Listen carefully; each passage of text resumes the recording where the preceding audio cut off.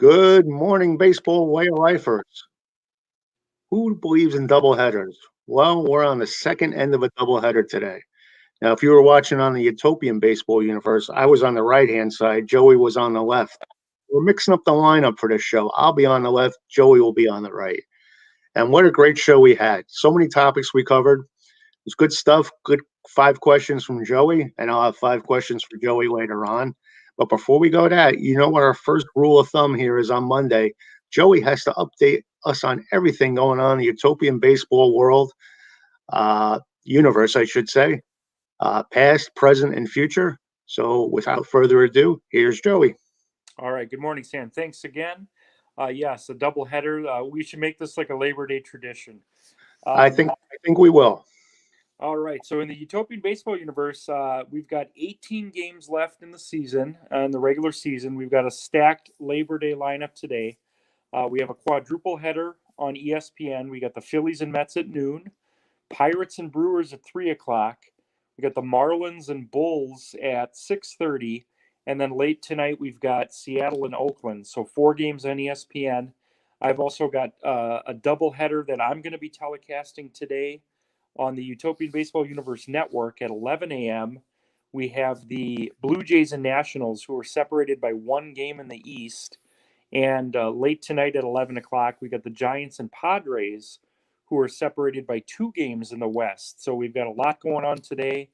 The plan for me is to update scores pretty much in real time today, which means I'm going to have an update at 3 o'clock, an update at 6, an update at 9, and then the final update will be right after tonight's Xbox game. This is what the standings look like with 18 games left. We've got the Nationals, who are in first place alone for the first time in the history of the Utopian baseball universe. The Washington Nationals are in first place alone. They have a game lead on the Red Sox, a game lead on the Blue Jays, with 18 games left. In the North, the Reds have a 2 game lead on the Indians, 8 game lead on the Pirates. In the West, the Giants with a 2 game lead on the Padres, 5 up on the Angels. And in the South, the Durham Bulls have a 3 game lead on the Rays, 4 games up on the Braves. And the Rays and Braves play each other this week. So that's going to be exciting. Again, the top 3 teams in each division make the postseason. 3 plays at 2 on Wild Card Wednesday, which is September 29th. The winner goes to the regular season division winner for a best of 5 divisional championship series. We're going to try to have Xbox as much as we can over the next 3 weeks. We're going to have 2 games today, a game tomorrow, and then we're going to resume Xbox on Friday. And then starting Friday, we're going to have Xbox daily through the end of the regular season. So, really exciting finish coming up here. To have 4 races coming down to the wire is going to be fantastic. Looking at some of the universe leaders and statistics, Wally Joyner still leads the league in batting, but it's only 2 points ahead of Ty Cobb right now. So Joyner's at 338. Cobb is at 336. Home runs, Bryce Harper has 31. Reggie Jackson has 30. Ken Griffey, I believe, has 29. I think we have another player with 30, and I can't think of it right now. I think it's Jeff Bagwell.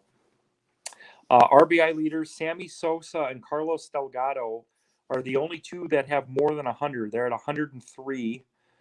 We have 2 or 3 players that are, within 5 or so RBIs of them. Cool Papa Bell leads the league universe in steals with 42. Joe DiMaggio and Tris Speaker each have 37 doubles. Willard Brown has 14 triples. We have just 2 17-game winners as far as pitching, Addie Joss and Old Hoss Radborn. So 2 guys from like 100 years ago with 17 wins. Jose Rio leads the universe in ERA at 243. And Bruce Sutter and Trevor Hoffman lead the universe in saves with 24. So it's going to be an exciting finish. If you guys aren't members of the group, it's Utopian Baseball Universe. We simulate games daily. The way we simulate is we pull box scores from the past and we hit shuffle. so that the results from any given day are assigned to our schedule. I find out the results about an hour before you do. I post them to the group daily as if they're actually happening. So it's going to be an exciting finish to the season. Would love for you to join, and I appreciate Stan having given me this forum every Monday to update everyone on the Utopian Baseball universe. Thank you, Stan. No problem at all. That's one of the reasons why we do it. Well, number one is you're a great conversationalist, and I enjoy talking with you about sports and everyday topics. But it really is a fun site, and Joey put so much heart and soul into it. You could feel the passion when he gives his reports. So please do join it, Utopian Baseball Universe. You'll be glad you did. Just for humor, Joey interjects humor. Not only does he look funny, he is funny. So please check him out. Yeah, what is that hat? Oh, we went through that before. That's a Cleveland Browns hat from the Dog Pound. And we'll talk about football in a little bit because I'm not going to give anything away with the 5 questions, but it was funny that football came into our conversation before on the Utopian broadcast. We'll be talking a little football in a few minutes. But I have one question about the Xbox games. Are they predetermined, or do you base that on the standings on that given day?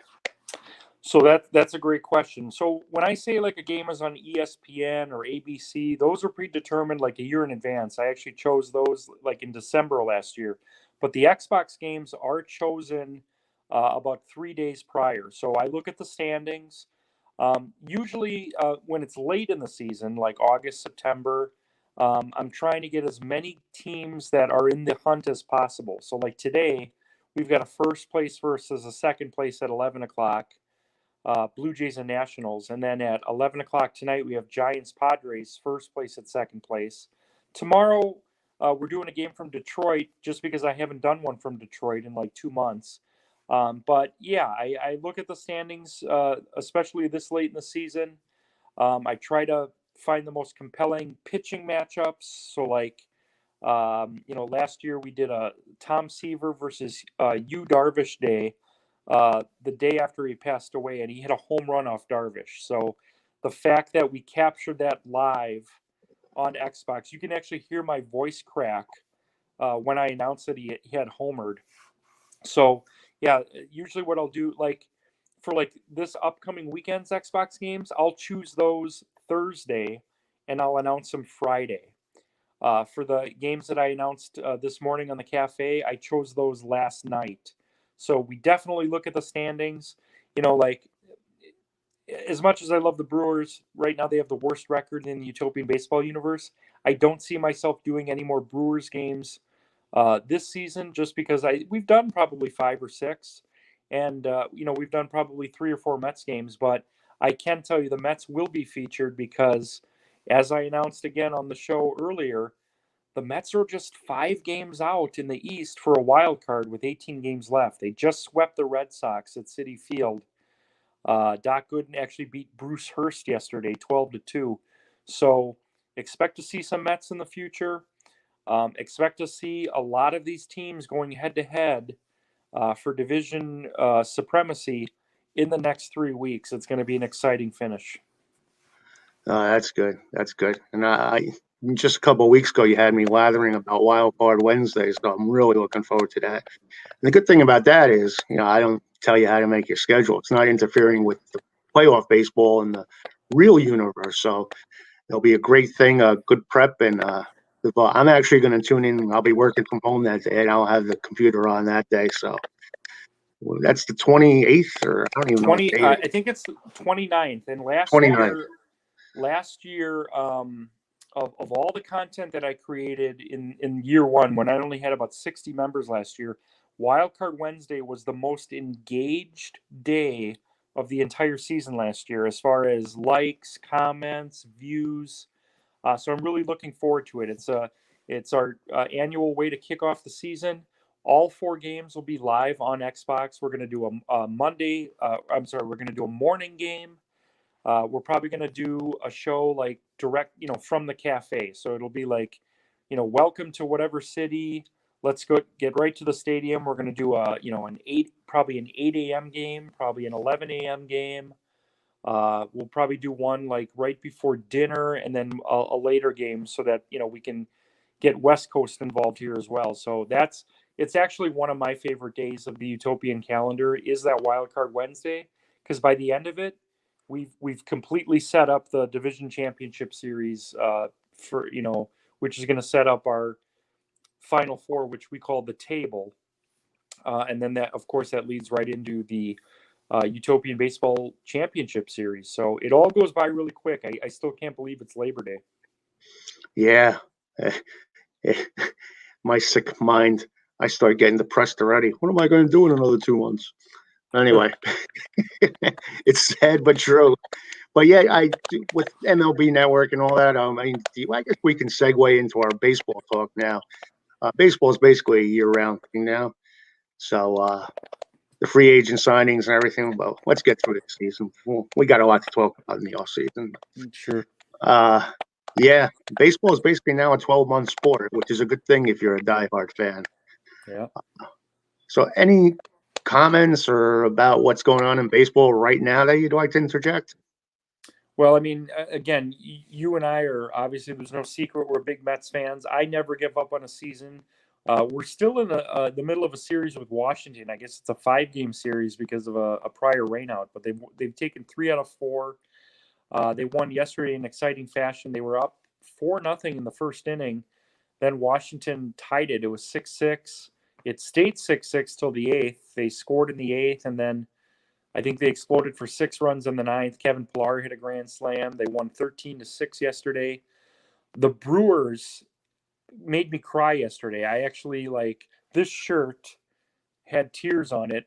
The way they won, I didn't even see it, to be honest. It was 5-1 Cardinals in the 8th. Christian Yelich had the bases loaded with 2 outs, and he lined out to Goldschmidt to end the inning. And now I didn't quit on the Brewers, but I was preparing dinner, so I wasn't in the room. I was preparing a dinner last night, and I got an alert on my phone that said Brewers win 6-5, and it was Daniel Vogelbach hit a grand slam down 3 to end the game. Now, when I was a kid, I forget the year. It was probably late 80s, I would guess, 88, 89, something like that. Chris Hoyles hit a grand slam that they showed on SportsCenter with the Orioles down 3 at home to end the game. So they won the game by 1 on a grand slam. And the anchor that night referred to it as a samurai slam, explaining that a grand slam to end the game with the team down 3 with 2 outs was called a samurai slam. Now, if you Google that phrase, you don't even find much. They call it now like an ultimate slam. But it was the first samurai slam in Milwaukee Brewers history yesterday. That's great. This is And I didn't. goes, Yeah, I didn't even know about that today. But as usual, before we go to these YouTube casts, I prep. By prep, I mean I take a shower and I bring my little phone with Sirius Baseball and I go to MLB Network, and that's all they were talking about was that game. And they were saying, now you're talking about it from a Milwaukee perspective, but they were talking about how deflating that is if you're a Cardinal fan. sure. Because the Cardinals still had a glimmer of hope. They're hanging in there just like the Mets hoping for a wild card. They're not going to get first place in their division, but that was a major blow to them. And if you're a Met fan, which we are, that's promising because the Cardinals, I think we have 3 games left with the Cardinals somewhere along the way in the next week or so. So it could have been us fighting the Cardinals for a spot. And right now we got to chip away at these teams that are in front of us. So hopefully that helps us out with the Cardinals because we keep talking about first place, but there's a realistic chance. I mean, I don't know what the odds are. Fangraphs updates these odds every day. But we probably have almost as good a chance as getting the wild card now as we do as finishing first place. But I do know that I heard that the Phillies have like the 4th easiest schedule in baseball the rest of the way, so we can't discount the Phillies. It's not just the Braves we're chasing. But we do have 3 games with the Phillies coming up, not this weekend, but the following weekend. That's going to be huge at Citi Field. And I think that's the series that's going to make or break the Mets because if we can't beat Philly, we're not going to go anywhere. So I think that is probably the 3 games you want to circle right now in the next 2 weeks is the Phillies. Because if we can't pass the Phillies, we're not going to catch the Braves. And I think the Braves had like the 6th or 7th easiest schedule. So they've gone through a tough stretch now, but they have to play the games. I mean, how about those years where in 2008 where the Mets were playing the Nationals and they were the cellar dwellers and we couldn't beat the Nationals. So anything can happen. And it's going to be fun. Yeah, very, very excited for the end of the season. This is the first season, I think, since 2008 that the Mets and Brewers have, a legit chance at a postseason. And as it stands right now, if the Mets do win the East, they're going to face the Brewers in the first round, and then I'm going to have a divided household. Yeah, and to be honest with you, that's the one team I don't want to face. Yeah. It's just due to pitching. You got that top 3 on the Brewers staff out there. And I always say power pitching always wins in the playoffs 90% of the time. So yeah, the Brewers are a team you don't want to match up with in the playoffs. I think right now, and I'm trying to say this subjectively because obviously I live here. I've been a Brewers fan my whole life too. I think right now the Brewers are the team to beat in the National League. I know the Dodgers, they're the champions and they've got the best run differential, and the Giants have been there all year, but like right now, momentum wise, I just see the Brewers to be the team to beat in the National League. So it's going to be a interesting finish to the season. They still have a outside chance at home field. I think they're 3 games back right now, the Giants. So with 21 to play, anything can happen.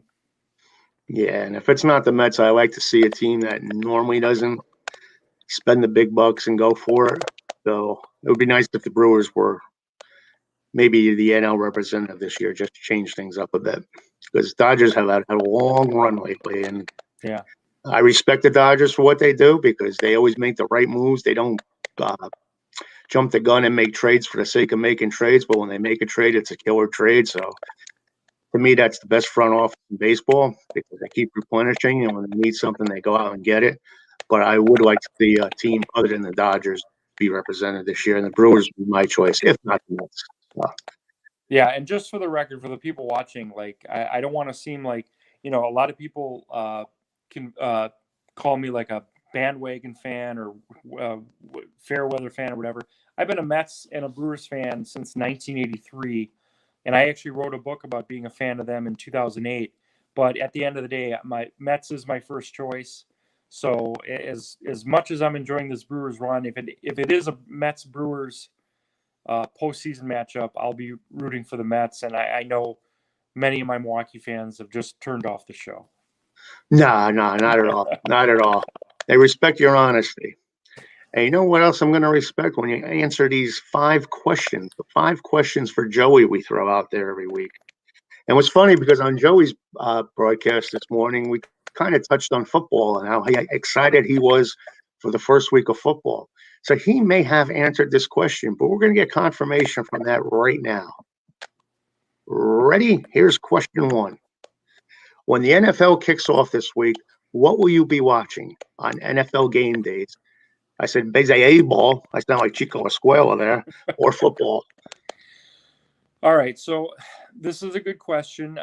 Quite honestly, when football starts, and baseball is my life, but I really enjoy the Sundays in NFL, the 20 or 21 or 22 that we get. I will tell you specifically this Sunday, the Packers are the national game on Fox. The Browns are the national game on CBS, and they're both at 3:30. And both networks have double headers, so they'll both be on. On the TV will be the Packers. On my phone will be the Browns. And on my computer will be MLB. So, like, I'll probably have, because I have MLB.TV, so I'll probably have 4 games going on mute. Paying attention to the Browns, paying attention to the Packers. I have 3 fantasy football teams. This particular day, the week 1 of the NFL, is probably my favorite, or one of my favorite sporting days of the year. Obviously, opening day for baseball, that first weekend of the NCAA tournament. This is in my Mount Rushmore. Week 1, I get up. I don't know if you believe me when I said it earlier. I really do get up about 5:30 on that first Sunday. I go for a walk. I go for breakfast. I set up my fantasy lineups. It's going to be a lot of fun, but baseball will definitely be part of that. Uh, and I'm not like ranking them, but it'll be on the computer, which is actually in my office now. I might even have to bring it out so that everything's kind of in front of me this Sunday. Yeah, I'm the same way. I will be watching football. Don't get mad at me, folks. Do not get mad at me. The Yankees and Mets are playing Sunday night. I'll be tuned into that, so I'll be locked Oh, into and that. I forgot about, oh, what a triple header that day. Yes. Yeah. But yeah, I'm like you. And the only day I can give it, and now you're going to think I'm a wacko, but there have been years where I've taken days off when they have like the divisional series and they have 4 games on, maybe like on Columbus Day, starts at noon and goes through to midnight. I've taken a day off from work for that. And sometimes I enjoy the divisional playoffs more than the World Series because of that fact, because there's so many teams involved. But Yeah. that's just me and my preference. But you said the NFL opening day. Hey, I'm a Jet fan. It's sort of like Family Guy. Here's the pitch, and the season's over. Here's the kickoff, and the season's over. But at least you're optimistic, at least going into week 1, and that's a good thing. So every team has a shot come opening day, and we'll see what happens. And I wish the Browns lots of success too. All right, number 2. What is today's day holiday, Joey? Today is Labor Day. Oh my God! And look what the next question is. Look, what does Labor Day mean to you as far as the baseball world is concerned? All right, so I know I get a lot of heat for this. Actually, so last year during Memorial Day, I said, Happy Memorial Day, baseball holiday, and someone said like, well, that's not what Memorial Day is all about, and they're right. I get that, but as a baseball fan specifically, I consider that there to be 4 holidays: Opening Day, Memorial Day, 4th of July, and Labor Day. I consider as a baseball fan to be baseball holidays. It doesn't mean that I'm not celebrating what the true spirit of those holidays is, but Labor Day is one of my favorite days. I think you and I had mentioned on a previous show how Major League Baseball used to do like every team had a doubleheader on 4th of July or Labor Day. Yeah. Today, and again, we talked about this earlier. I didn't work yesterday. I'm not working today. It's just going to be wall to wall baseball. Mets are on at noon. Brewers are on at 1. I'm sure there's ESPN coverage later. I love these 4 days, and I make them a big part of my Utopian baseball universe. I do triple headers, quadruple headers, double Xbox. It's going to be a lot of fun today. I've got seeds. I've got dill pickle, sunflower seeds. I've got bags of popcorn. I've got hot dogs. It's just going to be a lot of fun. Yeah, if I'm not mistaken, I think the afternoon ESPN has 2 games on, and MLB Network takes over at night. In addition to whoever your regional team is, like you said, with MLB.TV, I'm glad you have it, especially in September, because you get to see the 4 games on the screen on your computer. Yeah. It's amazing. It's amazing. I always like. I don't know if you ever watch MLB Network, but Mark DeRosa on what's the morning show they have there? I don't even know what sport it is.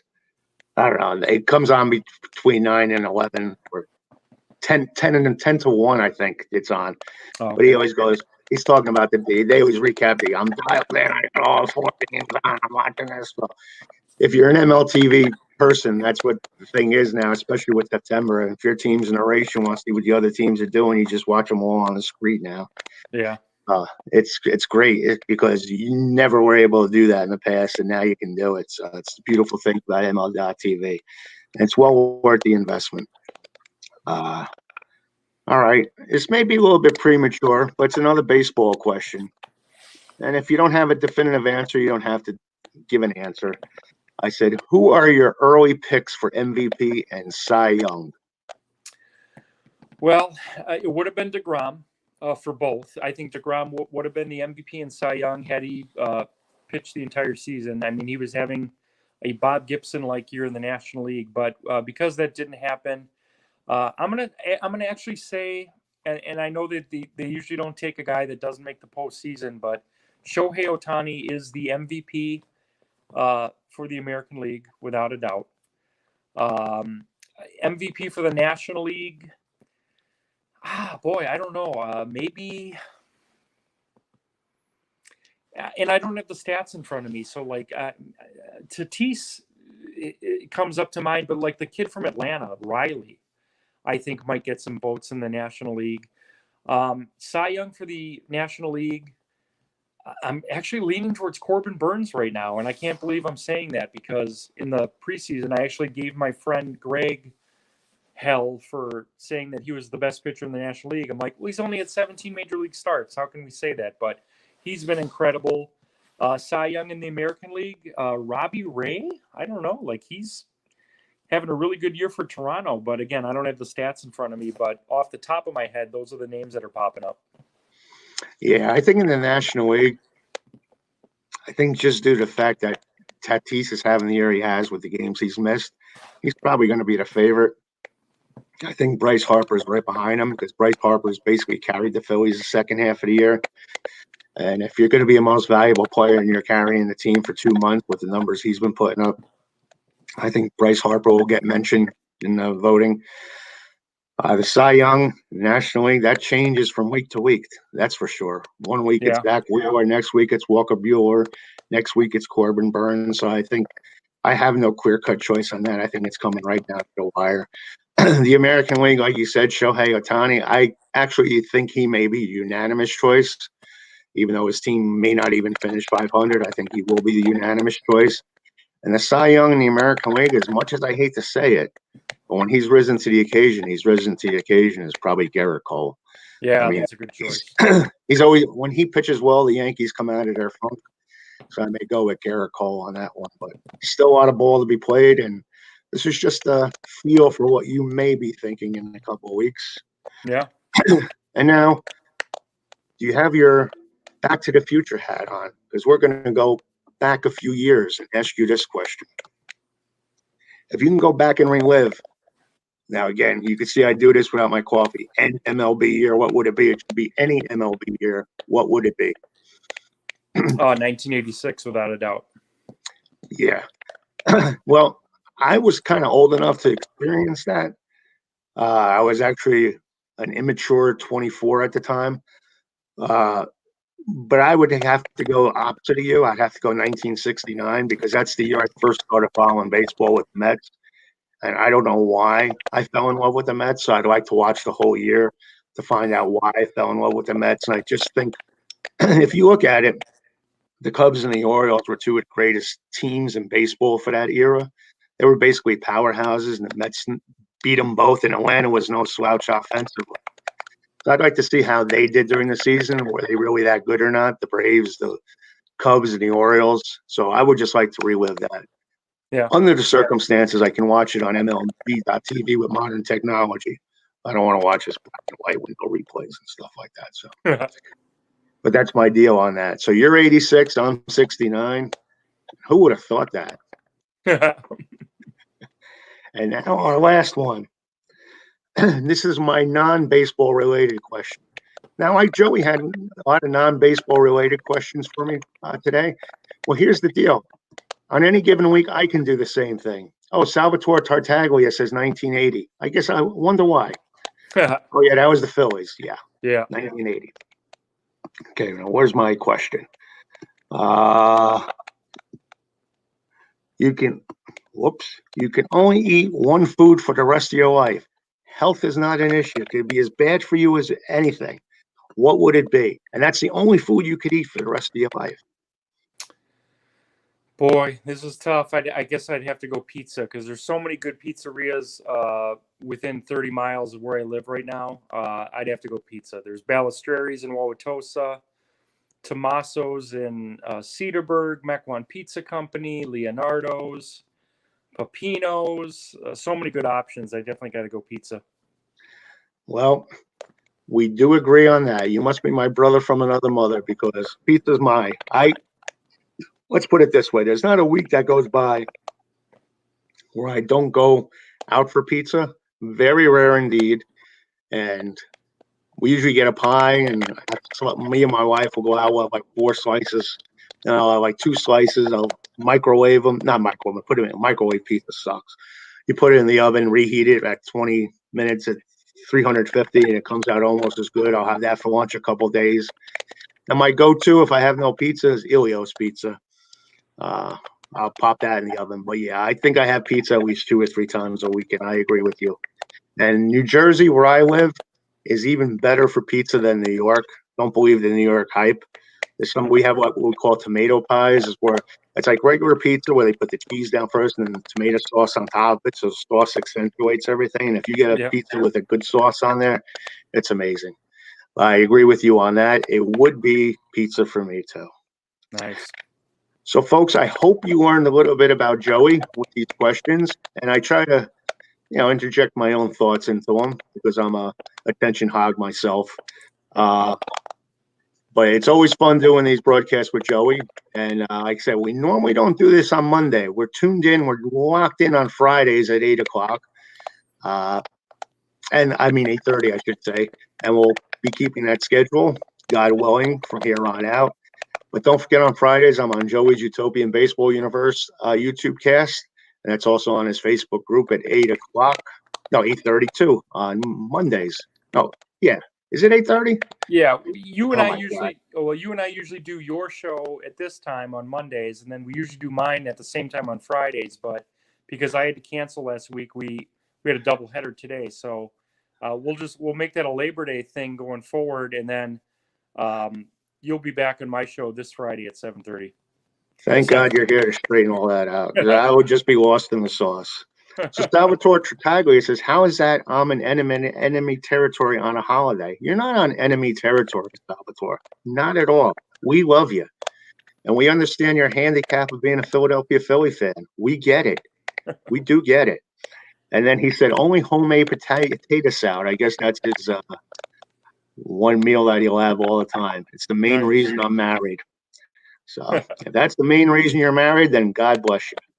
And Salvatore says Jersey has great sandwiches too, just like Philly. A veggie with broccoli rabe. Is that how you say it? R-A-B-E, rabe? Eggplant zucchini. The provolone is so sharp it makes your tongue itch. So we'll go with that. And we'll also go with having you all aboard for Joey's broadcast on Friday at 8:30. See, I got that right, on Utopian Baseball Universe. Joey, is always a pleasure. Enjoy your holiday. Enjoy your food fest. Enjoy your baseball. And again, keep up the good job on the Utopian Baseball Universe, and we'll talk on Friday. All right, sounds good. Everyone have a great day. Thanks, Dan. Take care, guys. Bye-bye. Bye.